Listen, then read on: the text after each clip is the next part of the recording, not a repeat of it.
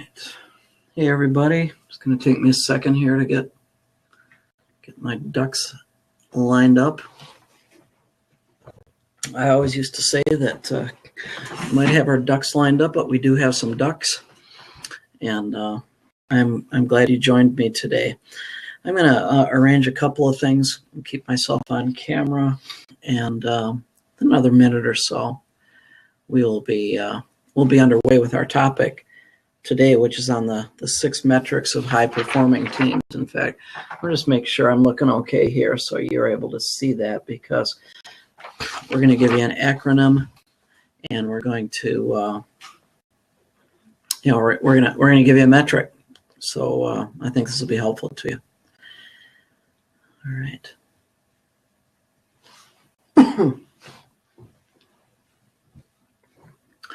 All right, as we're starting to populate, I'm going to say a few things that I'm sure I'll be redundant with. But we're going to talk about ways. It's interesting, I think, when it comes to high-performing teams, we all know what it feels like. We don't always know how to quantify it. But if we knew how to quantify it, we actually could see it happen again and again and again. And it would bring us to places of maximum mission accomplishment and a whole lot of fun along the way. So there's probably management speak to talk about the job satisfaction and things like that. When that goes through my grid, I end up saying, "Oh yeah, that's another way to say that we're going to have some fun on the way." Okay. So I've got us at 2 minutes past the hour, and I'm going to get live into the subject matter in just a minute here.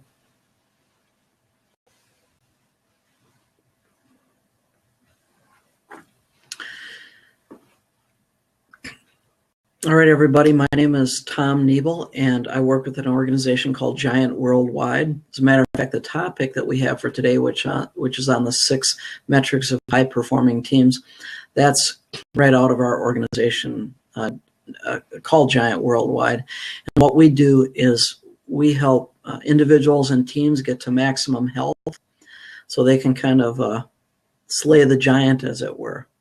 We want people to get in their teams to get to maximum health so they can really perform and have an awesome time doing it. Okay, so we get to maximum health individually as our teams, then we multiply that throughout our organization. There's no telling what we can or cannot do. I mean, we can accomplish so much. So today, when we talk about the 6 metrics of high-performing teams, I'm going to throw something out to any of you who are on right now, and even those of you who are listening by recording, you'll be able to get maximum benefit if you do just a couple of things. The first that I'm going to do is ask you to think about a team in your world. Okay, now that could be a team that you are a part of, one that you've observed from a distance. I've got people, for instance, that work in manufacturing, and they got clients, and they look at these clients and they say, boy, if this team had a few things going better for itself, they'd be a lot better team to work with, or they'd be a safer loan, or they'd be a safer bet, or I'd feel more confident in engaging them as a client or engaging their services. So what I want you to do is I want you to be thinking about a team in your world. And I don't care if that is your own management team that you're part of, or maybe you're in a nonprofit, or you're part of it could be anything from a union to a management advisory team. It could be an employee advisors group. It could be just, you're the leader of a group or an organization, and you've got a half a dozen people that are on your key leadership in the key seats in the organization. So here's what I'm asking you to do. I want you to think about that team. And I know I haven't given you these parameters yet. In a little while I will. And we're going to circle back to this question. But I want you to have a percentage in your mind on how effective you think that team is. Okay? So I'm asking it. You can just think that through. But actually, if you wrote that down and you said, well, I think this team runs at about 80%, or I think this team runs at 90%, or I think this team runs at 50%. I know someone in education space who would ask this to the leaders of this particular educational district and ask the leader what he thought his team was, at what percentage. And the guy said, oh, I'd give it about a 9. And my friend said, oh, no, I don't mean 1 to 10. I mean 1 to 100. What percentage? And the guy said, oh, I'd give it about a 9 because it's pretty toxic and things are not going well. So I pose this question to organizations. Give yourself a number or whatever it is you're thinking about, whatever team. And then I want to ask you to think about how much capacity, how much effectiveness, how much mission accomplishment is being left on the table because of that percentage. Okay, you might have a 20% gap to fill, or a 30 or a 40% gap to fill. But I just want you to think, what would happen if that team looked 100% healthy? By the way, organizations never get healthier than their number one team. So again, what we do in Giant, this matrix and an acronym in just a moment. If you want to access, it's yours to access in the few minutes that we've got together. But what I'm going to ask you to think about is what would it look like if the individuals and the teams that you're thinking of were operating at 100% health, and those behaviors were being multiplied into the organization? What might return in terms of return on investment? What might return in terms of employee satisfaction? What might return, in terms of actual accomplishment of the mission? Okay, so I'm going to get right into this of the 6 metrics, and I'm just going to show this to you on a sheet of paper that I printed out a few minutes ago, and you might see already that I'm giving you an acronym. And you could write this across your sheet of paper, but the acronym is SCARCE, C-A-R-C-E, okay? I'm just going to start right there. And if you wrote that down as an acronym, you can already get a hint to our bias. In fact, when we do diagnostics with teams, we find that on average, they end up at about 60% health. Okay, so in other words, what these teams are doing is they're admitting that they're leaving about 40% of their effectiveness on the table somewhere. So the word scarce comes to mind because we're thinking, wow, there is a scarcity of high-performing teams. Okay. Now, the irony of that acronym is we're actually going to turn around and use it to our advantage. And we're going to say, we're going to show you the 6 indicators of high-performing teams. And if you're a note taker and you like to anxiously write things down, you're going to see that we're going to talk about, and I'm going to do these one by one, so don't be too nervous if you're a note taker or you're not getting it all in one fell swoop. But what we're going to say is that we're going to talk about synergy, communication, okay? We're going to talk about alignment and relationship and capacity and execution, okay? Now, if you're in management, or let's say for-profit management, some of those words you're really happy to see, right? Words like capacity and execution. Some other words might look soft to you, like synergy and alignment and communication and relationship. And you're welcome to think that at your first swoop through it. But then I'm going to ask you, how well is that working for you? If all you're doing is focusing on capacity and performance type issues, okay? Because if you do that, you've got enough management books to help you along the way. How to hire people, how to fire people. When the one person that you thought was going to be your superstar 3 years ago has turned out to be a toxic piece or an underperformer or lazy or whatever label you want to put on it. Okay, just keep hire and fire. We're going to suggest there's a better way. Yes, you do eventually let people go if they're going to be resistant. But if they're willing to be responsive, you can take not only some of these hard things we're talking about, but you can take the softer things. They appear to be soft. I'm going to tell you they're actually pretty hard. The softer things like communication, okay, and alignment and relationship. Some of those soft things, you're going to see how hard they really are. They're difficult in one sense to get to. If you can get there, man, the performance just goes off the charts, okay? So we're going to start with synergy, and I am going to give you a short definition of synergy.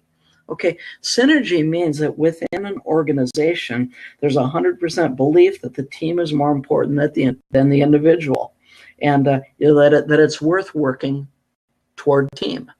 Okay, now think about that for a moment. You give yourself a percentage on that if you wanted on synergy.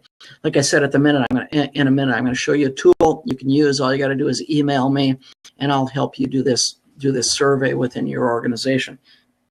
But the idea of synergy, we know what it's like. In fact, I said this to someone not long ago, that the health of an organization, you can oftentimes determine work environment with how quickly the parking lot empties when the workday is over. Okay, and how close to the clock they get when the workday begins in terms of just showing up. For a lot of people, if the synergy is not good, it's like driving up to Dracula's castle. They're not looking forward to being in this place because guess what? It's become a siloed, individualistic environment. And I myself driving up to that place, I'm saying, okay, how do I protect myself today? How do I keep myself safe? So at least I can get a paycheck and at least keep going, okay? So synergy is one issue. You might even think through, what is the team you're part of or that you're thinking about? What does that look like when you're considering the whole issue of high performance, okay? So that's the very first. Again, just a reminder, scarce is what reminds us that there's not a lot of high-performing teams, but it's also the way to remember acronym in terms of these elements we're looking for. Okay, what's the second one that we're looking for is communication. Now, right away, some people might be tempted to go, oh, ho hum, communication, or at least to just reduce that to something like, can I send an email out and capitalize property, not leave any modifiers dangling, and are people getting the point? Okay, there is part of that. In fact, in some places, we need to be over-communicating because we are under-communicating. Okay, but what is behind this when we talk about communication? Let me give you a definition. We say it's having 100% clarity on all the expectations and needs and tasks of the team members, and then also an ability to address conflict in a healthy way because conflict arises. Okay. It's no surprise to you, whether you're in for-profit space, nonprofit space, education space, it's no surprise to you that conflict is regular, all right?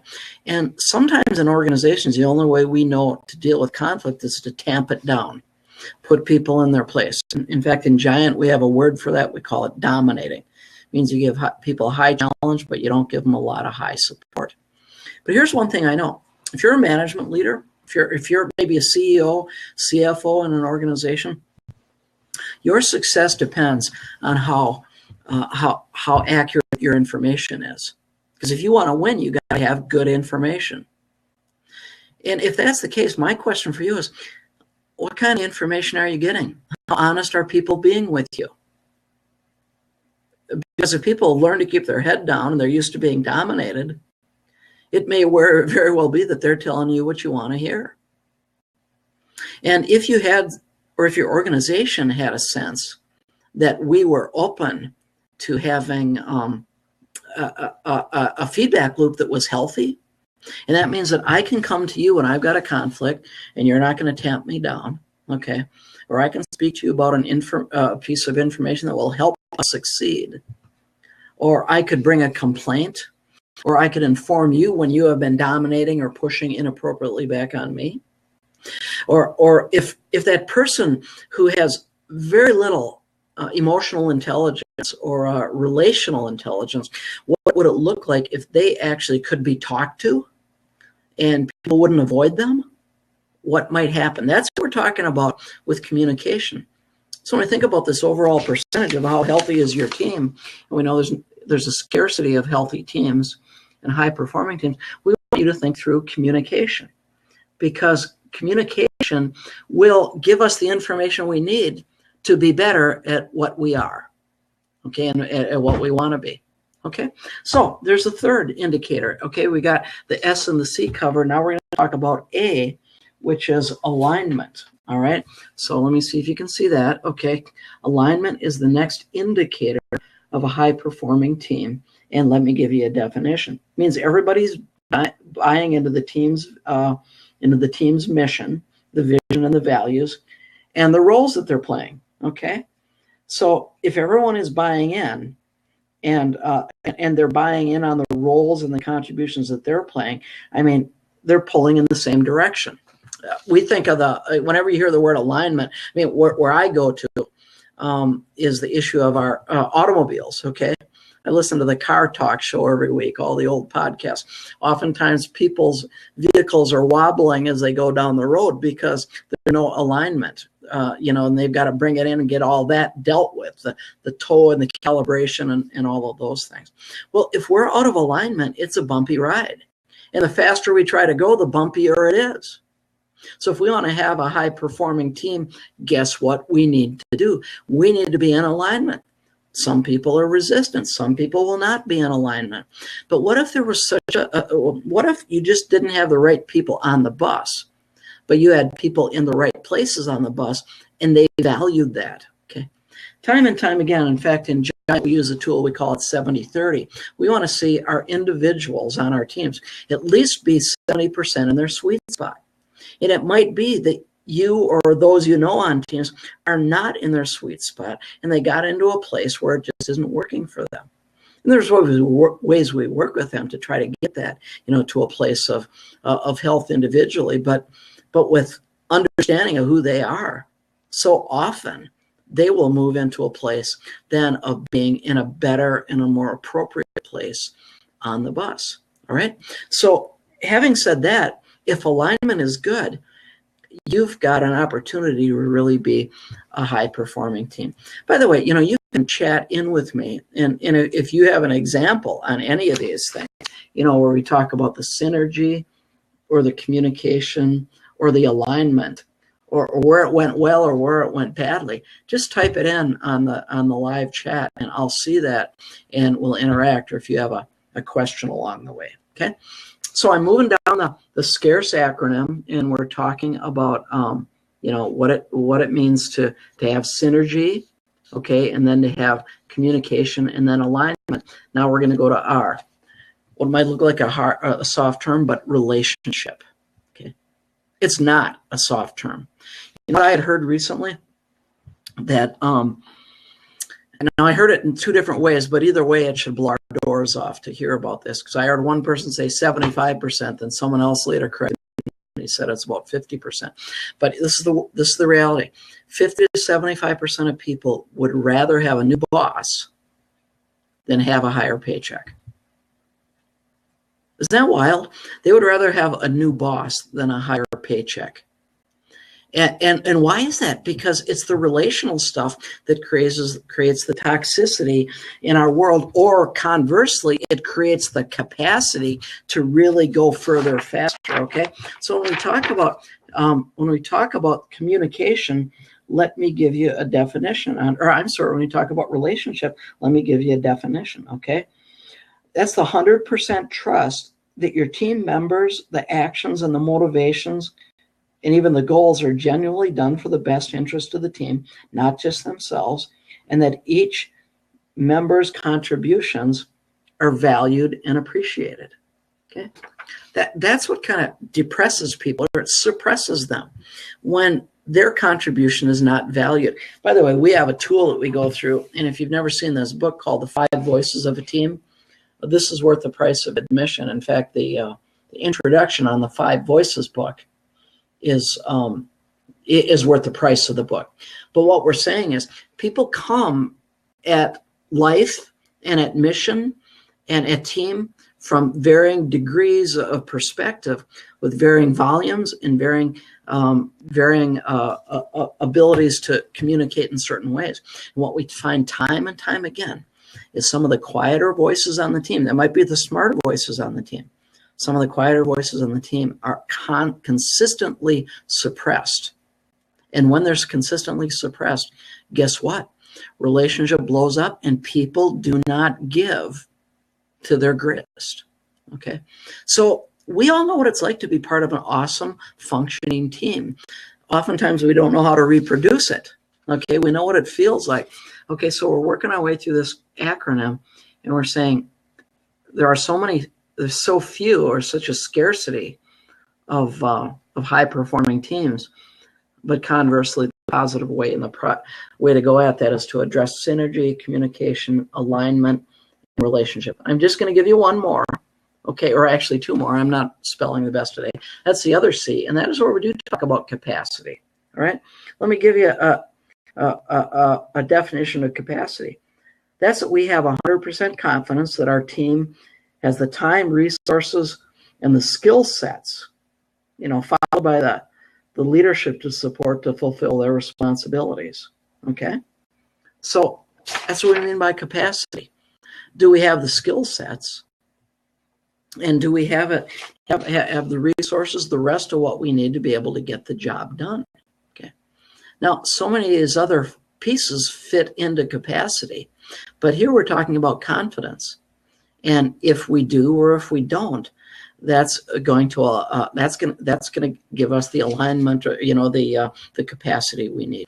We all know what it's like to be in an organization or an institution or an instance where someone has cast a vision, is pointing toward the future, and we just don't have any confidence that this can happen.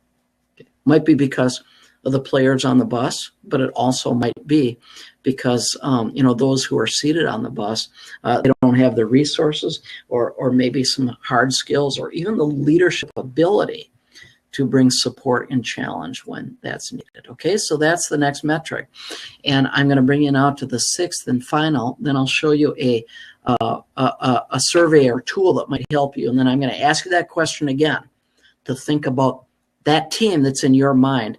And you in your own mind, you could even put it on the chat to let me know what you think that percentage is of the team that you have in mind and how effective they are. Okay, so this is the last one. Last one is when we talk about execution. Okay, execution is when we're actually getting the job done. It's a step beyond capacity. Okay, now we're talking about the execution. So what we're talking about is not only having capacity, but the 100% consistency and ability to actually achieve our goals and objectives. Okay, so it's a step beyond. The capacity has to do with the confidence of who's on the team, in the room, on the bus. Okay, but then when we get to this last indicator about execution, hey, we actually can get it done. Okay, now I presented on this issue of 5 voices to a team to a very large organization not long ago, and I was with their central leaders in their leadership development HR area. And one of the leaders of that came to me shortly thereafter and said, "We keep setting goals and we never, ever, ever hit the goals." And for her, it was very depressing. It's like my joke, everybody today has a 2020 vision, right? But for many of us, it's a vision, but it's not something that's ever going to be achieved, by the year 2020. All right. So those are the metrics. That's what we're looking for on high performing teams. But here's the thing. I actually want to turn it into a metric. I don't want you to just walk away and say, okay, I wrote down the acronym SCARCE, and now I guess it's time for me to jet out for the day. What would it look like if you actually could measure it, okay, and have a baseline that allowed you to get to a better place, okay? So I'm asking you this question one more time. What percentage is your team? If any of you have a percentage that is in your mind, like I said, you're welcome to put it in on the chat. We've got about 6 more minutes together, and we'll just respond. My point, and I made it earlier, is almost always we see people indicate that their teams are 60% or below. Okay. In fact, I presented this with a banking group one time that I actually work with, and I said, how many of you would say 80 to 100%? It was just a subjective, and there was like one person in the room put up their hand, whatever team they were thinking about. I said, okay, how many from 50 to 80%? Then about everybody else's hand goes up. All right. In fact, here I got one person wrote in and said, most of my teams are around 60% or a few or above. Okay, so I guess that would just be a subjective validation. By the way, if you're jumping in late on this call, just remember this will be posted as a recording, and you can get that off of my blab, or you just follow me on my social media stuff and my website. But let me point that out to you in just a minute. Okay, so here's the deal. What if you could actually quantify that? We have a pretty slick tool that I can make available to you, and it's through Giant Worldwide, and it's called the 100X Team Survey. And what happens is you email me, and what I will do is I will get back to you with a code that you can use in your organization. It'll have a start and end date. So in other words, let's say you got a dozen people you want to survey on that. What you're going to do is forward that to them with their code. Okay, and it'll evaporate. I'm forgetting the word we say when the code elapses. Okay, but let's say it's within a week or within 10 days. We want everybody to get that back to you. It's pretty cool because it doesn't take very long to figure out. We go through all 6 of these metrics, and there's going to be about 5 questions for each one. When I communicate challenge to someone, they do or they do not respond passive aggressively, or regularly people speak the truth around here, or it could be all those kinds of questions. You'll see it when I expose you to it. But if it's something of interest to you, what'll happen is all the members of your team then fill this out. It comes through anonymously. It'll come back to me. Then what I do is I set up a time with you to show you what's going. You'll get actually a little hard report on that, but I'll show you what's happening. And then what we do, and by the way, whenever I engage someone as a client, we use this as a starting point, as a baseline, because then regularly we go back and we resurvey. And people are more than happy to do it. They actually get excited to do it. We come back and leaders start to see, wow, not only are they growing in health, not only are those in this room growing in health, but the entire organization is starting to spill out greater capacity. So that's the pitch job. I mean, you can use this stuff I just taught you today, the SCARCE, and you could have a discussion this afternoon or tomorrow and say to your team, hey, how do you think we're doing with these things? And, or maybe you can invite people to watch this or something like that. And you can just have a discussion about it. Now, if you're a dominator or if you're a protector, that's another one we don't like. It might be that people aren't going to give you honest information unless you do it in the form of a survey. All right. So I'm going to show you this. Okay. I referenced the 100%, the 100X team survey. And again, what we do is we get leaders and teams to 100%, and then they multiply their behaviors out into an organization. And consistently, we hear people say, this works. This works. It's the greatest return on investment you can do, is to work to get your leaders and your teams to 100% health. Because as I said earlier, teams never get healthier than their number one team. It's just axiomatic. Okay. But what would it look like if you all were healthy? People loved coming to work. People were giving their best, and all of that. Guess what? You might have a 20/20 vision you can actually achieve. Okay. And this is how you get a hold of me. And I'm going to say it to you slowly, but if you email me, I will get back to you and we'll get this thing going about the survey. Okay. And it's tom.nebel. Okay. That's Nebel. Tom.nebel. And then it's at giantworldwide.com. Okay. And you can check out giantworldwide.com just as a great resource page. I'd also urge you to look at getting the podcast, which is called the Liberator Podcast. Okay, but here's how you get a hold of me. Off of this blab, this is my common professional handle. On the various platforms, Twitter and here blab, etc.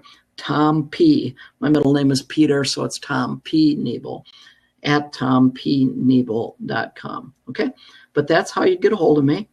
And I'm glad you joined me for today. Pass this on. We'll put this up very shortly, within the next day or so, you'll be able to pass this on to others and then help them. Okay, I do these blabs about once a month at tompniebel.com. I didn't show you that, but that is my website, tompniebel.com. There you get my blogs.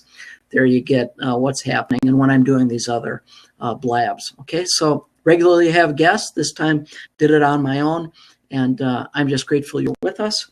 So best to you. You have a great day, and please circle back to me because we want the effectiveness and the satisfaction to occur in the organization you lead. Okay, best to you.